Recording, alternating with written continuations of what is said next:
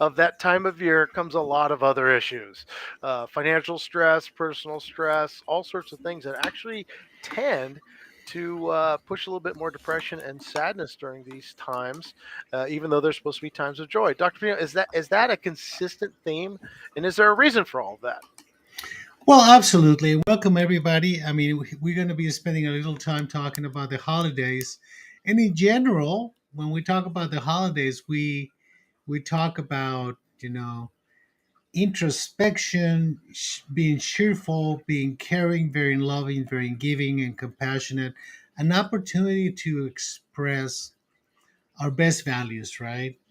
Whether it's for religious reasons, because of cultural reasons, whatever it is, there is this expectation that we are going to be our best, right? But underneath that, there's a tremendous pressure to be happy. So there is this kind of almost a demand, a society demand to express happiness during these times. And there are basically two large groups of people: people who cannot express happiness because they're suffering for either mental disorders or they have sustained significant losses. And then we have the other group of people who have who feel very stressed because of the demands of society and the expectations of happiness, right? And then in that group, we also have some people that have difficulty because these are reminders. These times are reminders of bad times. Let me give you an example. A kid who grew up in a house where there was a lot of drinking, or drugs, and dad and siblings were disappearing during the holidays. Nobody knew where they were at. They were drinking, partying, and they were away from the family, right? And these kids worried excessively. So these times, even though they're cheerful and happy, are very demanding. And people tend to manage that demandingness in different ways, right? When we talk about the people who have issues with mental illness, it is time for us professionals to be vigilant, right? To be paying attention to the possibility of these people getting more depressed, more anxious, more panic attacks, increase on the consumption of alcohol and drugs, and so on. So we have to be alert. For the public in general, we have to explain to them that they don't have to succumb to the demands of society, right? Mhm. In this During these times of social media and immediate gratification, not only we feel that we want to be accepted immediately, but we have to gratify the rest of the people in social media immediately. It's interesting you said that.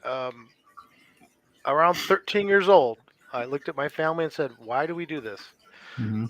Because we two different houses, are always traveling on Christmas, and I literally just checked out. I haven't really, other than with my wife, who's very into Christmas, haven't really celebrated Christmas for a long time. It's just, and maybe that's my negative side. I'm avoidant of it instead of participating it to a certain extent, and I think some people do that. You also mentioned that for some people this is kind of reminders of some losses during there. I know in my household, my wife lost her dad in January. This is their first Christmas without him. How does that tend to affect people during these times? Well, it is a reminder of pain, right? And biologically speaking, unfortunately, we're much better connected to pain than we are connected to happiness. So triggers of reminders of painful moments, especially so close to painful events, become a reliving of the same situation and rehashing again in your mind all of the self doubts. What did I do right? What did wrong? Only if I had done this, only if I've done that, and it becomes another vicious cycle of grieving, right? It's like awakening the grieving that you already sustained and you feel that you have processed. And it becomes a time when not only is acceptable, right, to process your emotions. The problem is that most people don't do it right. Mhm. Right? I mean, we have to learn to suffer the right way.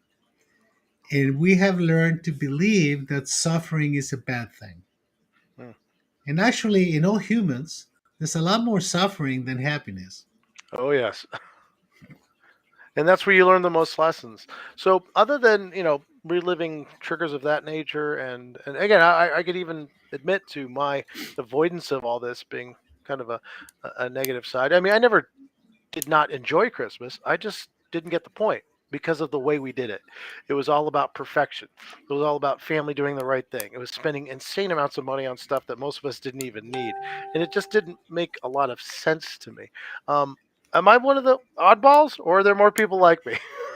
Well, I think that we tend to fall within the parameters of normalcy, right? So most people would find their own ways of coping that is going to be appropriate to your temperament, to your personality, and to your experience.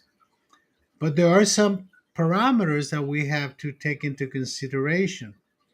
Like in my case, I grew up with a father who was a very caring person who had a drinking problem, and he was very absent during those times. So for me, as the oldest boy in the family, I had some difficulty with issues of anticipation and problem. No, is my dad going to show up tonight? Is Mm, my dad going to have an accident? Are we going to get a phone call that he was driving intoxicated and something bad happened? Right.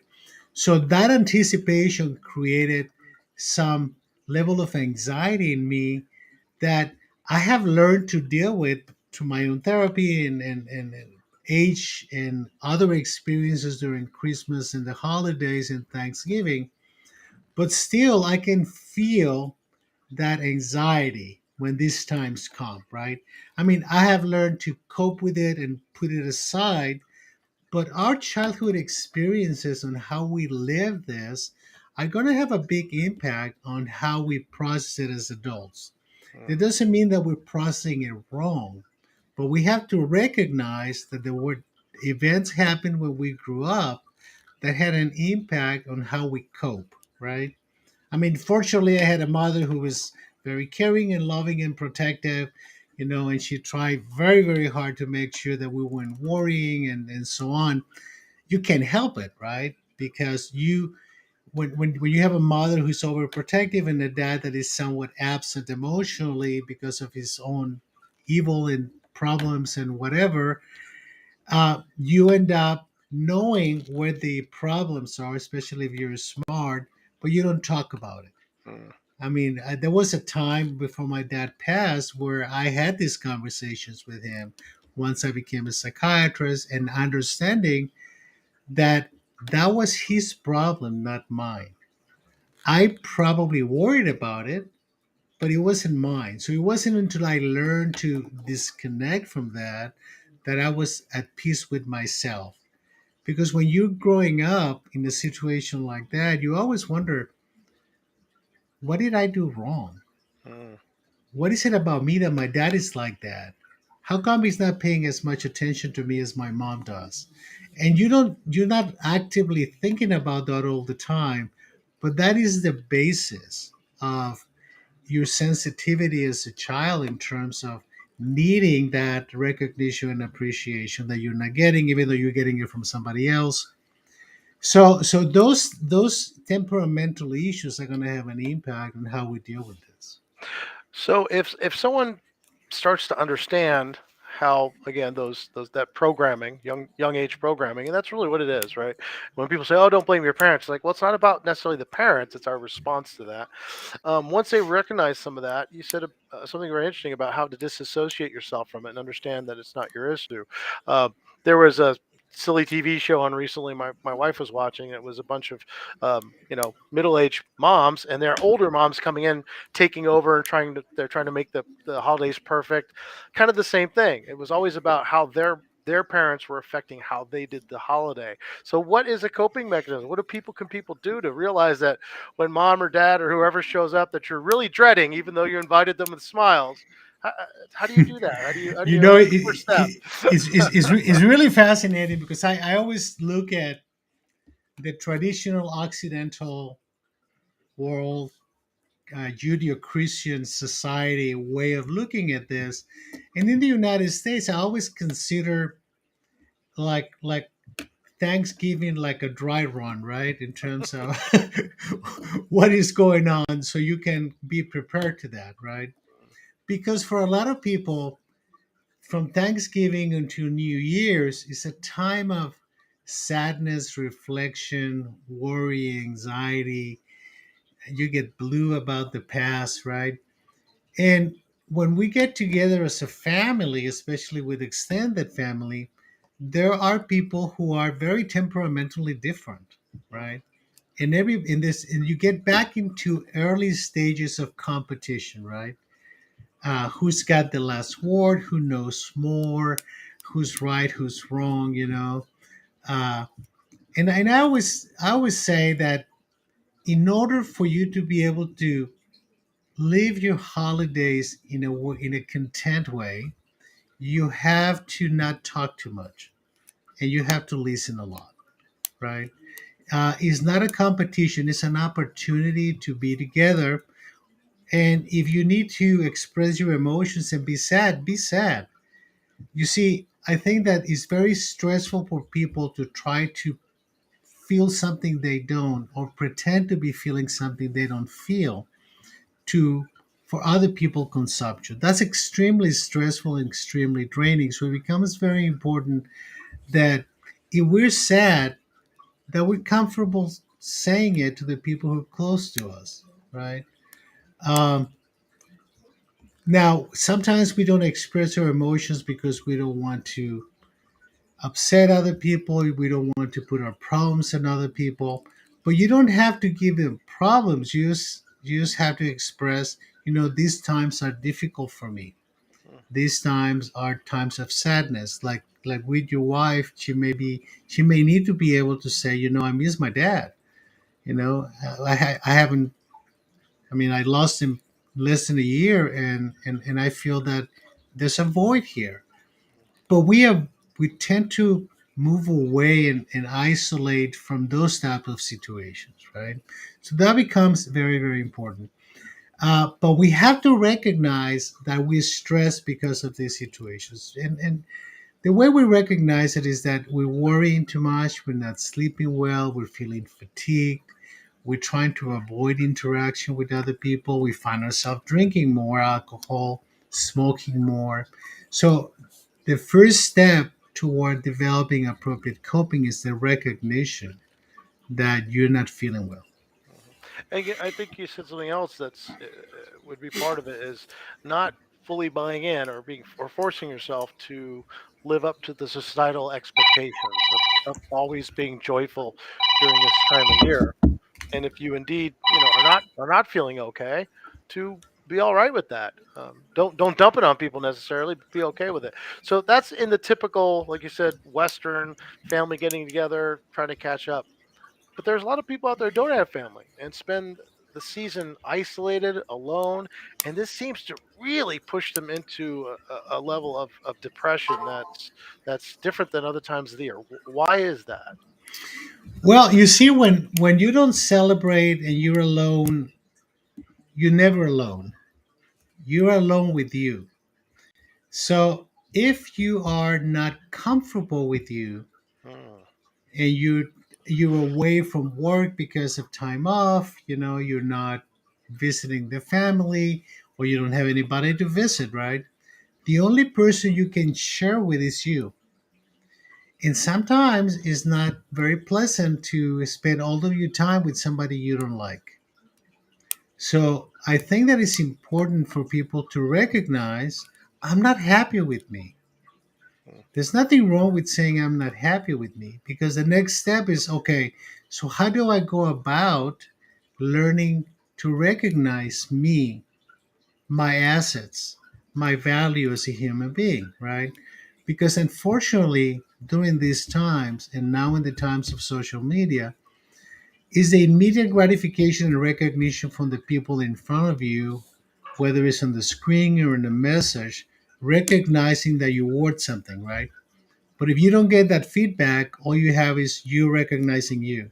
Mm. And if you have a lot of voids inside of you, it becomes very difficult to really recognize and appreciate that you have some value. And there's psychological exercises you can do, right? I mean, I always tell people a relaxation technique that you can use before you go to sleep, for example, and it's very useful during these times, is to sit down. And people don't write as much. If you want to write it on your phone, that is fine, or your tablet or whatever. But you have to recognize and write down three good things that happened to you that day.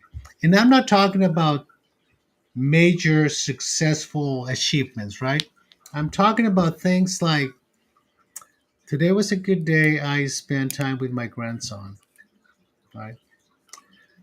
Today was a good day. I was able to make a person happy at work. Today was a good day.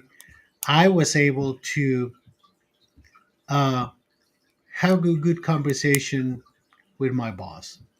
And then you have to move to the next step, which is what is it about you that helped you do those three things? Mm. Like, I spend time with my grandson because I'm a caring person. And I enjoy being with my grandson and having a conversation with my grandson. It's that simple. Those kinds of things, if you do it every night, or at least a few times a week, right? It starts moving you away from negativity about yourself. And it starts showing you to recognize your value as a human being.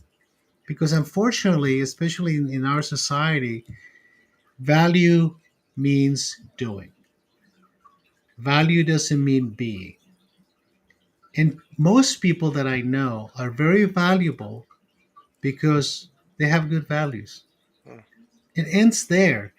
It's not, I have 20,000 friends in Facebook, and everybody likes me and nobody says anything negative about me, right?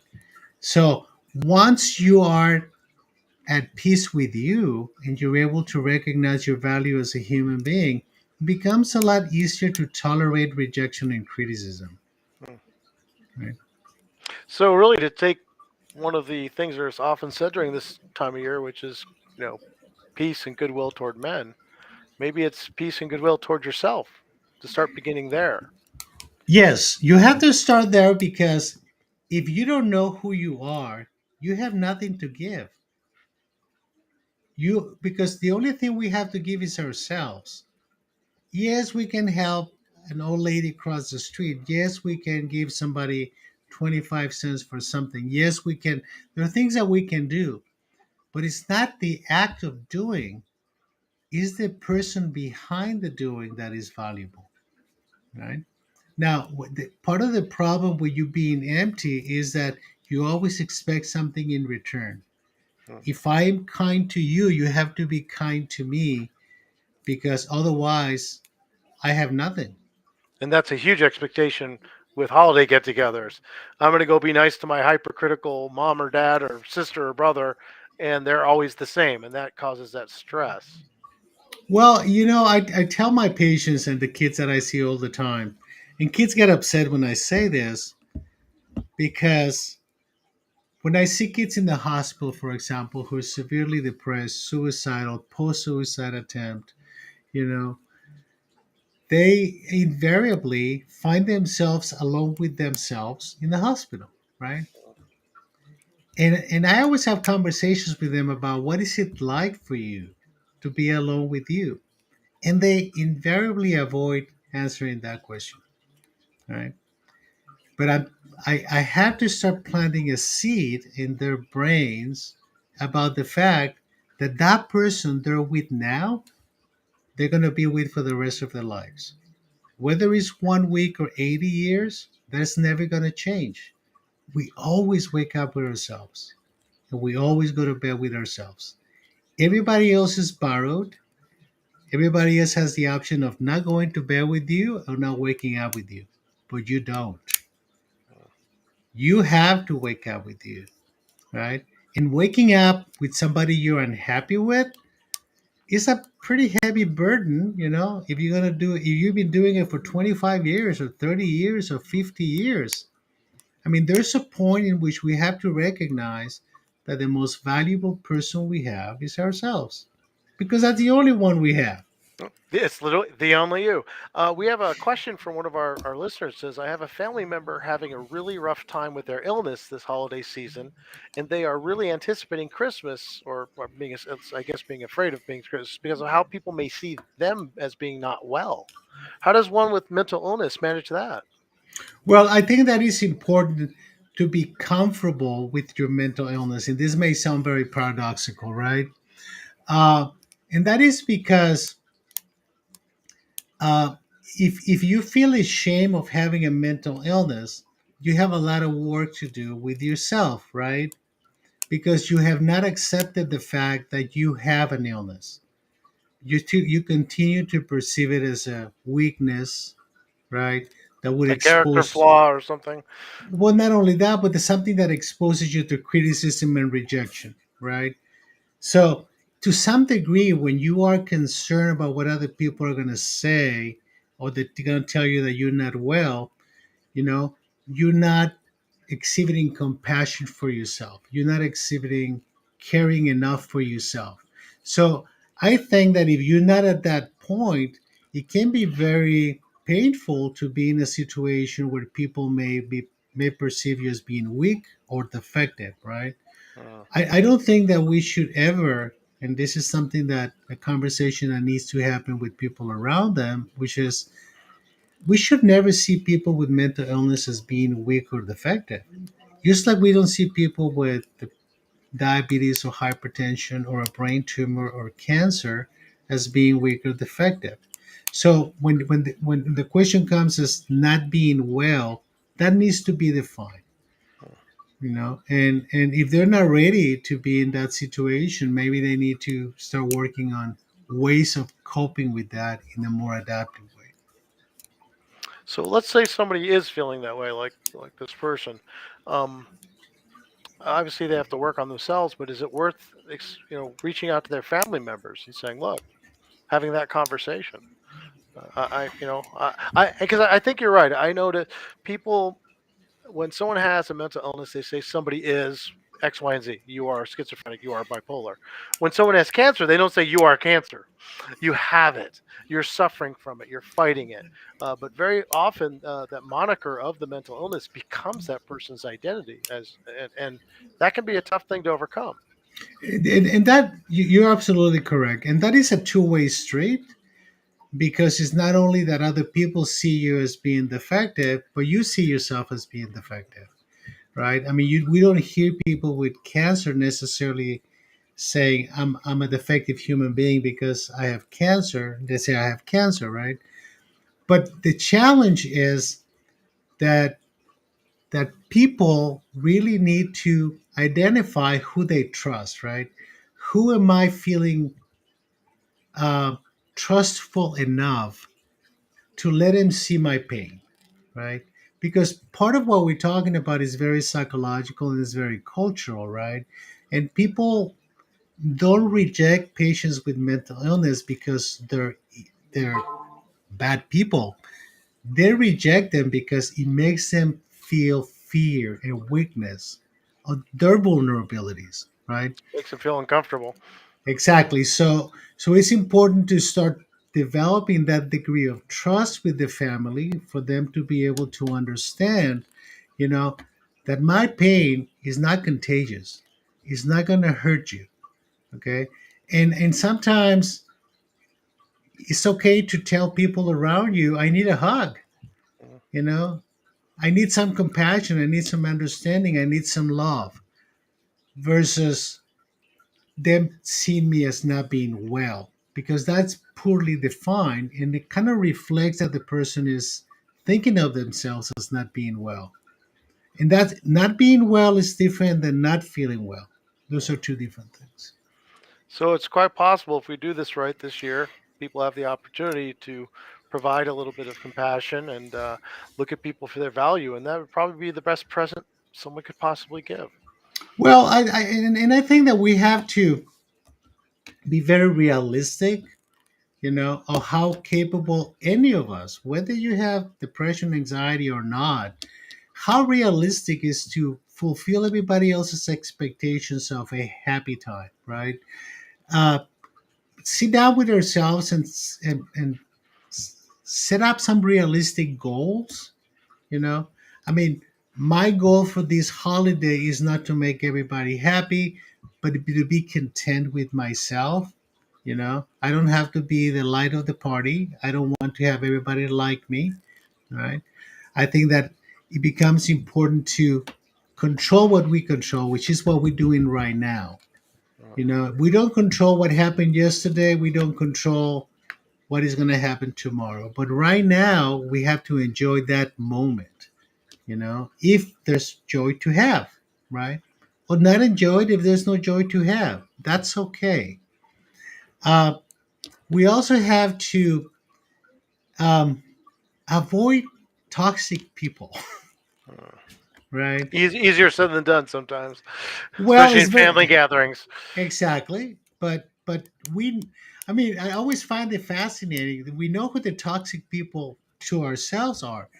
There are people who are toxic to us, but not toxic to other family members, and there's sites in the family and there's cliques in the family and all of those different things. But it's important to recognize our level of comfort. We don't need to protect other family members for those toxic people that we don't relate to. That's their responsibility. That is, we only control what we do and the choices we make, right? But at the same time, we don't have to be criticizing, And I remember my mom always used to say, if you don't have something good to say, don't say anything, right? Because conversations get very negative, you know. I mean, do you remember, Uncle whatever who sexually molested your niece when, I mean, what is the purpose of having that conversation at that moment? And we always have to be aware of purpose for what we do, right? And we also always have to ask ourselves when somebody brings something up, what is the purpose of them bringing that up? Like when a kid tells me, um, I wanted to kill myself, you know, I always wonder, why is the kid telling me? He's not trying to tell me they want to kill himself. They're telling me that they feel so much pain emotionally that they feel they need to share that with someone, but they don't have any other way of saying it, right? So compassionate listening sounds another tool for people to be using this holiday season too. Well, you see, we have to listen to what we feel when somebody's talking. And sometimes we feel sadness, sometimes we feel happiness, sometimes we feel compassion. And we need to follow our feeling, right? There's nothing wrong when somebody's telling you a sad story to ask them, do you need a hug?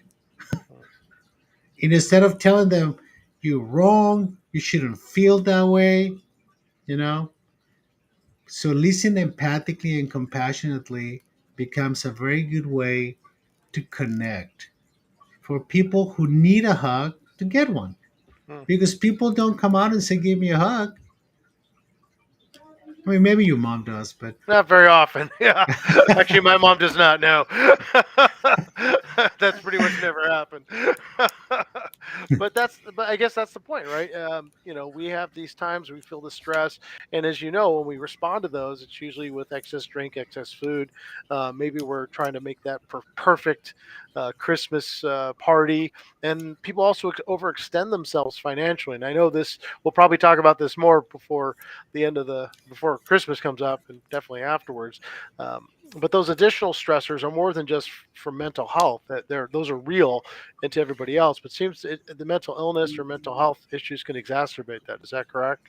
that is correct. And I think you brought up a very, very important point, which is don't don't try to buy being liked by giving expensive gifts. Mm. The best gift you have to give is you. Now, if you don't recognize your value, then you have nothing to give. Mm. All right. Pretty important. All right, everybody. Thank you once again, Doctor. Of course, always wonderful, and we'll see you all again next week. I believe. Thank you. We'll see you next week. Thanks. Take care.